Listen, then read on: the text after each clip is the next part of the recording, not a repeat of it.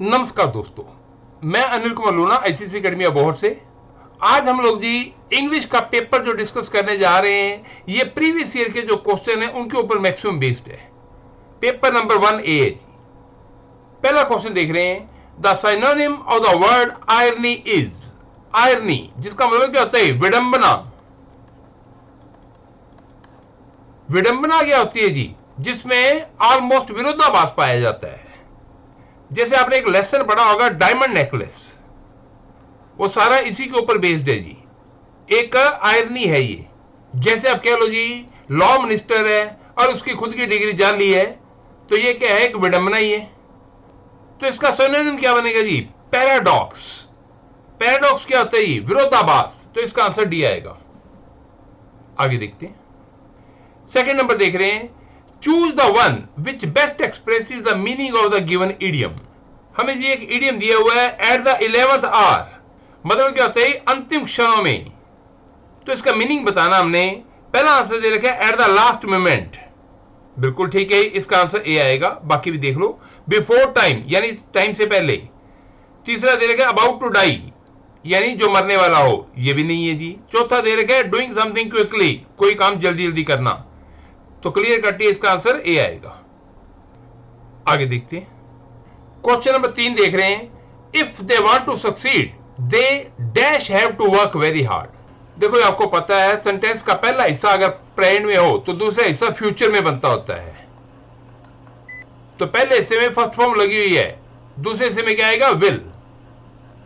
इसका answer B आएगा जी। चौथा क्वेश्चन देख रहे हैं, he had managed to dash several times but he was finally dashed by the police। क्या कह रहे जी? he had managed to dash। हमें पता है टू के बाद हमेशा वर्ब की फर्स्ट फॉर्म आती है। तो पहले वाले चार आंसर जो देख रहे हैं, डिसीव, एस्केप, डिफेंड, चीट, ये चारों फर्स्ट फॉर्म दे रखी है जी। आगे देखते हैं, but was finally dash by the police. Was दे रखा है तो वाज के बाद क्या आती है? थर्ड फॉर्म आती है। तो सेकंड पार्ट देखेंगे, चीटेड, अरेस्टेड, एक्विटेड, रोब्ड, चारों थर्ड फॉर्म है। इसको थोड़ा ध्यान से पढ़िए जी।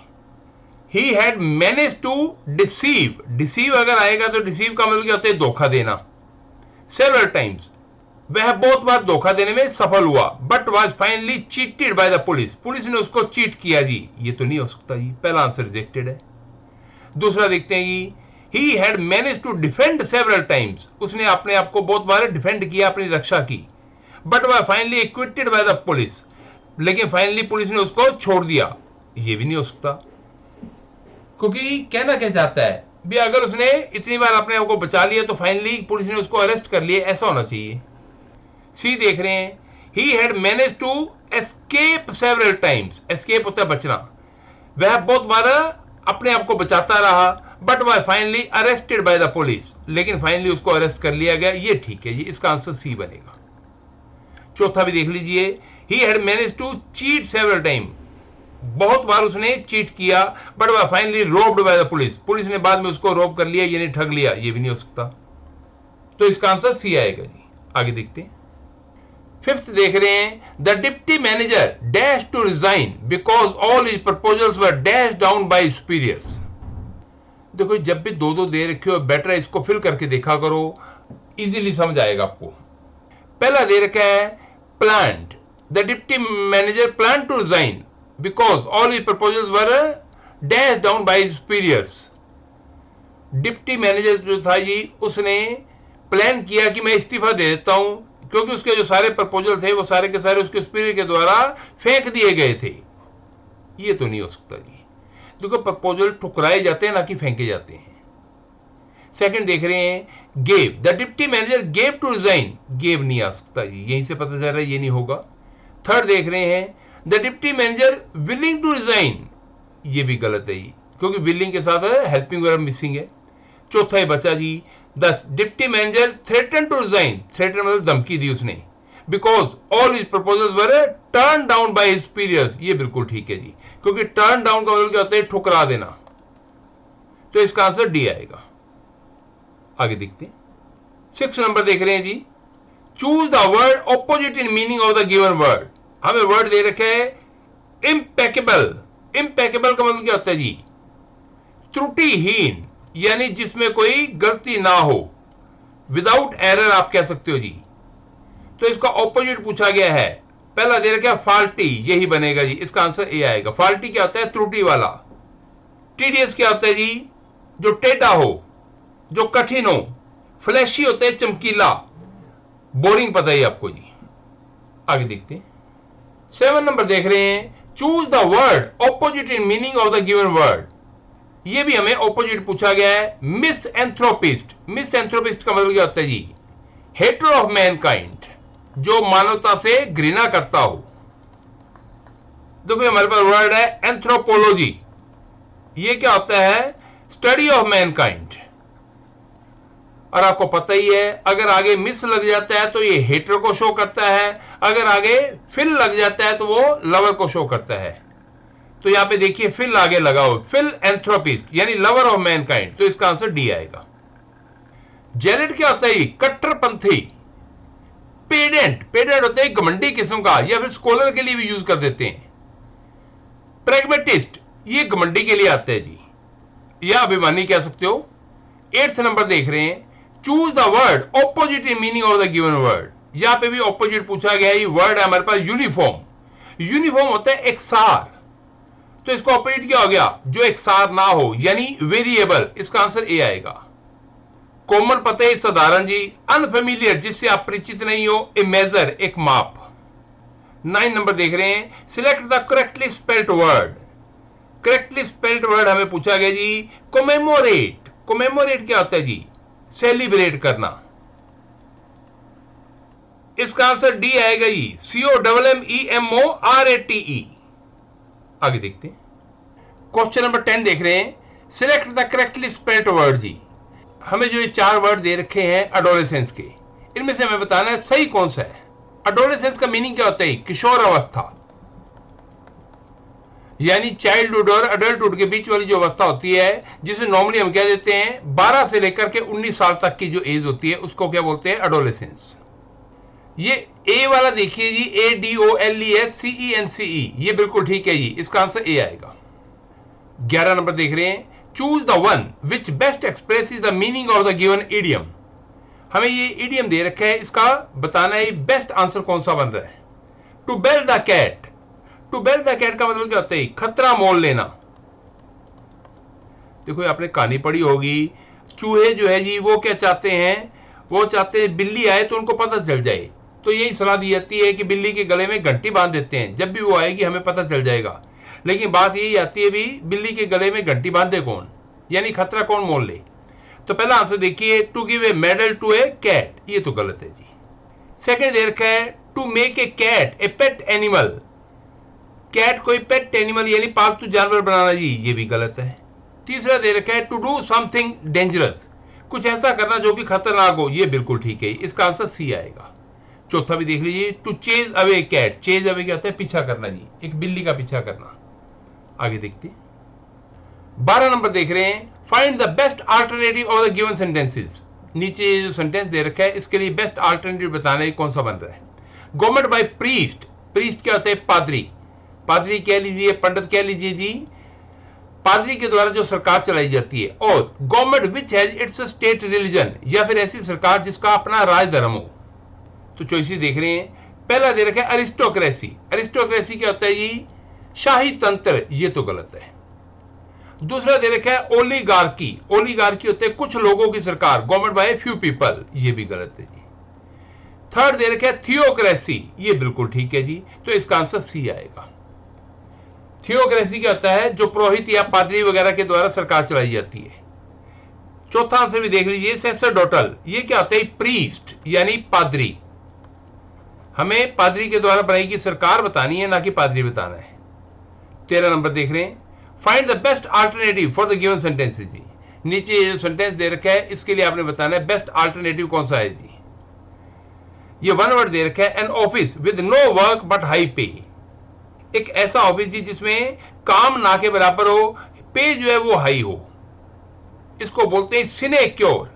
अब इसको ऐसे समझिए, जहां पे काम ना करना पड़े, पे बहुत ज्यादा मिले, तो उसको क्या बोलते हैं? हराम की कमाई। सिन, सिन क्या होता है? पाप। क्योर, इलाज। पहले तो कह लो पाप की कमाई लेते हैं और उसका इलाज ढूंढते हैं कैसे, दान वगैरह करके जी, ऐसे याद हो जाएगा। तो इसका आंसर बी आएगा। बाकी वर्ड भी देख लेते हैं। ए दे रखे ऑनरेरी। ऑनरेरी क्या होता है? अवैतनिक, बिना वेतन के जो काम किया जाता है जी, उसको बोलते हैं। कई पोस्ट ऐसी होती हैं जो कि समाज सेवी संस्थाएं चलाती हैं, ऑनरेरी पोस्ट रखती हैं वो। एक्स ऑफिशियो मतलब बाय वर्च्यू ऑफ। आपने पढ़ा होगा जी, vice president is the ex officio chairman of Rajya Sabha.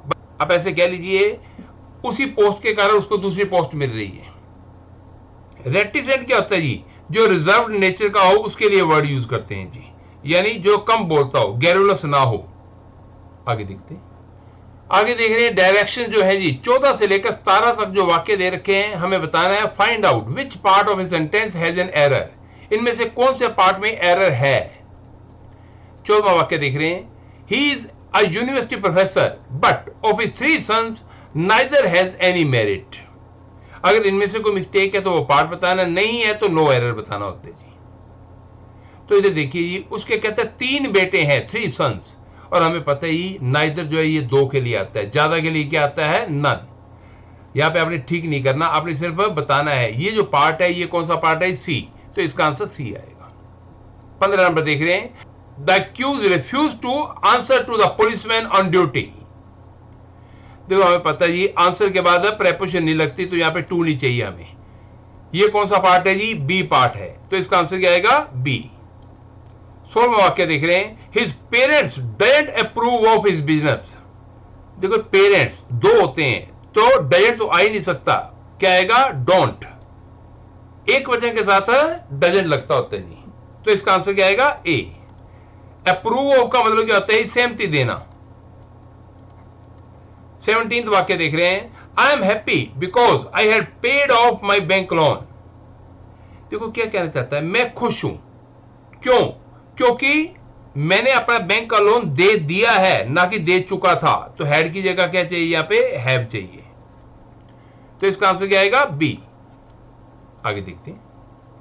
18 number देख रहे हैं जी। The opposite of the word optimistic. Optimistic क्या होता है जी? आशावादी। ऑप्टिमिस्ट कह लीजिए, ऑप्टिमिस्टिक कह लीजिए, तो इसका ऑपोजिट क्या होगा? निराशावादी, यानी पेसिमिस्टिक। इसका आंसर ए आएगा जी। बाकी वर्ड भी देख लीजिए। होपफुल का मतलब क्या होता है? आशावान। आइडियल क्या होता है? आदर्श। डल पता ही आपको जी, नीरस।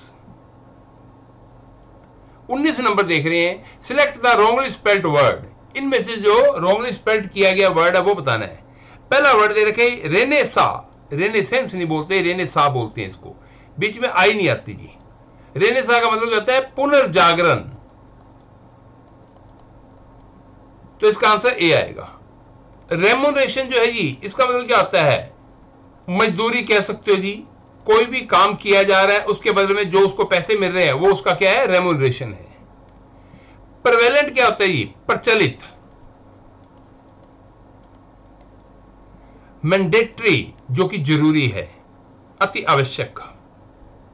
20 नंबर देख रहे हैं जी। Select the wrongly spelled word. इनमें से कौन सा गलत है वो बताना है। पहला दे रखे असाइनमेंट, बिल्कुल ठीक है स्पेलिंग जी। दूसरा ट्यूशन, ये भी बिल्कुल ठीक है। तीसरा दे रखे ग्रामर, ये गलत है जी, इसका आंसर सी आएगा। ग्रामर में GRAMMAR आता है, ना कि ER होता है। आगे मिसलेनियस, विभिन्न, ये भी ठीक है जी। आगे देखते हैं। 21 नंबर देख रहे हैं। An aeroplane can fly dash than a helicopter. देखो आपने रूल पढ़ा हुआ है, देन से पहले हमेशा सेकंड डिग्री आती है, तो यहां पे हायर दे रखा है हमें सी में, तो इसका करेक्ट आंसर सी आएगा। क्या वाक्य बन गया? An aeroplane can fly higher than a helicopter, यानी एक एरोप्लेन जो है हेलीकॉप्टर से ज्यादा ऊंचाई पे उड़ सकता है। 22 नंबर देख रहे हैं। A fire broke dash in the neighbourhood, broke out. Break out जी, इसका मीनिंग क्या होता है? आग फैलना। ब्रेक आउट का एक मीनिंग और होता है जी, युद्ध छेड़ना। आपने पढ़ा हुआ जी, when did the first world war break out. पहला विश्व युद्ध कब हुआ था? 1914 में। 23 नंबर देख रहे हैं। If you had come to me I dash helped you. देखो आपने पढ़ा है, अगर सेंटेंस का पहला हिस्सा हैड प्लस थर्ड फॉर्म हो तो दूसरे हिस्से में क्या आता है? वुड है प्लस थर्ड फॉर्म। तो वुड हैव हमें दे रखा है डी में, इसका आंसर डी आएगा जी। यदि आप मेरे पास आते तो मैं आपकी सहायता करता। आगे देखते हैं 24वां वाक्य देख रहे हैं, you should be interested dash what you are writing. You should be interested in, हमें पता है इंटरेस्ट इन का मीनिंग क्या होता है, रुचि लेना, या फिर इसको हम बोल देते हैं टेस्ट फॉर, रुचि लेना। इन दोनों में से एक आयत है पेपर में जी, इसका आंसर सी आएगा। 25 नंबर देख रहे हैं, he is not such a clever student dash you are. देखो आपने रूल पढ़ा हुआ है, सच के बाद हमेशा क्या आता है, एज, जो कि हमें डी में दे रखा है, इसका करेक्ट आंसर डी आएगा। देखो मैंने आपको रूल कराया हुआ है, पहली बुकलेट पेज नंबर 5 पे दिया हुआ है। क्या दिया है उसमें, such as, present as, represent as, depict as, mention as, describe as, etcetera जी। आगे देखते हैं 26वां वाक्य देख रहे हैं, choose the exact meaning of the idiom phrase. नीचे हमें जो इडियम फ्रेज दे रखे हैं इसका करेक्ट मीनिंग पूछा गया है जी। ये दिया हुआ अ वाइल्ड गूज चेज। वाइल्ड गूज क्या होता है, जंगली बत्तख, चेज होता है पीछा करना। जंगली बत्तख का जितना मर्जी पीछा कर लो जी, कभी हाथ नहीं आती। इट मींस व्यर्थ की कोशिश। तो चॉइस देखते हैं, पहला दे रखा है अ वाइज सर्च, बुद्धिमानी से की गई सर्च यानी तलाशी जी, ये तो गलत है जी। सेकंड दे रखा है ए फ्रूटफुल सर्च, एक ऐसी सर्च जो कि फलदायी हो, ये भी गलत है। तीसरा दे रखा है ए वर्थवाइल हंट, एक ऐसा शिकार जी जो कि वर्थवाइल हो, योग्य हो, ये भी गलत है जी। चौथा दे रखा है ए फुटाइल परस्यूट, ये बिल्कुल ठीक है, इसका आंसर डी आएगा। फुटाइल क्या होता है, व्यर्थ का, परस्यूट क्या होता है, कार्य। 27 नंबर देख रहे हैं, I can finish my work in dash time at my disposal. क्या कहते हैं जी, देखो एक इडियम होता है एट वंस डिस्पोजल, मतलब सेवा में हाजिर होना जी। ये कहता है मेरी सेवा में जितना वक्त है, यानी जितना वक्त मेरे पास अवेलेबल है उसमें मैं ये कार्य पूरा कर सकता हूं। तो गौर कीजिए, लिटिल क्या होता है जी, कुछ भी नहीं। आ लिटिल होता है थोड़ा सा, द लिटिल होता है सारा का सारा। क्या कह रहे हैं, मेरे पास जितना भी वक्त है उस वक्त में मैं ये कार्य पूरा कर सकता हूं। इट मींस आ लिटिल, इसका आंसर बी आएगा जी। 28वां वाक्य देख रहे हैं, he is inferior dash Sheetal in intelligence. He is inferior to, इसका आंसर सी आएगा। आपने पढ़ा हुआ है जी, पहली बुकलेट पेज नंबर 18 पे, inferior to, superior to, interior to, exterior to, refer to, prefer to, junior to. आगे देखते हैं 29 नंबर वाक्य देख रहे हैं, every policeman and every home guard did dash duty. देखो आपने पढ़ा है, पहला रूल ये पढ़ा हुआ है ईच एंड एवरी वाला, ये सारे वर्ड हमेशा एक वचन में आते हैं। तो एक वचन में आएंगे तो क्या आएगा, हिज, इसका आंसर बी आएगा। 30 वाक्य देख रहे हैं, mister Murugan has been in this college dash 2010। देखो आपने पढ़ा हुआ है हैज बीन के साथ क्या आता है, सिंस फोर। सिंस हमें पता है पॉइंट ऑफ टाइम के लिए आता है, और फोर जो है पीरियड ऑफ टाइम के लिए आता है। तो यहाँ पे पॉइंट ऑफ टाइम दे रखे 2010, तो यहाँ पे क्या आना चाहिए, सिंस, तो इसका आंसर बी आएगा। मैं उम्मीद करता हूं सारा पेपर आपको अच्छे समझ आ गया होगा। इसकी आप जी ज्यादा से ज्यादा प्रैक्टिस कीजिए ताकि इनके ऊपर आपकी मास्टरी हो पाए जी। Thank you.